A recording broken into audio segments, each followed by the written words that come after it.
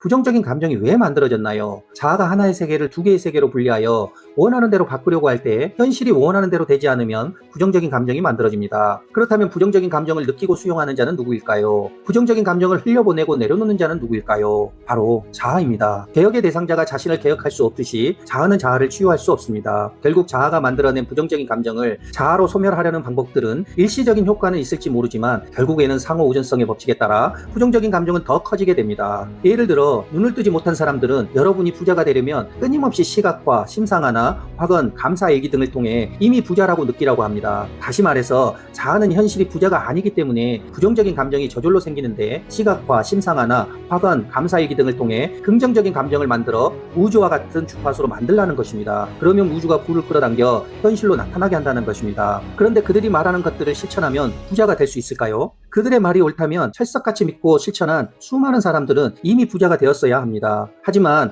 그들의 말을 믿고 실천했던 사람들은 오히려 끊임없이 실천하지 않으면 원하는 것을 이룰 수 없다는 생각에 수행에 집착하게 되었고 삶이 수행의 구속이 되어버렸습니다. 결국 그들의 삶은 정반대로 불행하고 가난하게 되었습니다. 제가 여기서 말하려는 것은 여러분이 부자가 되려고 신앙생활, 자기개발, 마음공부, 수행이나 수련 등을 하지 말라는 것이 아닙니다. 자아로 신앙생활, 자기개발, 마음공부, 수행이나 수련 등을 하면 정반대의 현실이 나타난다는 것입니다. 물론 그들의 말을 믿고 실천하여 부자가 된 사람들도 있습니다. 그렇다면 부자가 된 사람들은 행복할까요? 잠시는 행복할지 모르지만 새롭게 얻은 것은 반드시 잃어버립니다. 아직 잃어버리지 않았다면 새롭게 얻은 것으로 인해 부부관계가 나빠지든지 자식이 속을 썩이든지 건강이 나빠지는 문제들이 생겨나서 시간이 지나면 잃어버리게 됩니다. 그래서 부자가 3대를 못 간다라는 속담이 있는 것입니다. 하지만 눈을 뜬 사람은 감정이 긍정적이든 부정적이든 결과는 항상 자신의 의도와 정반대로 현실에 나타난다고 말합니다. 예를 들어 자아가 삶을 부자와 가난으로 분리하여 부자를 선택하면 부자는 긍정적인 감정이 생기고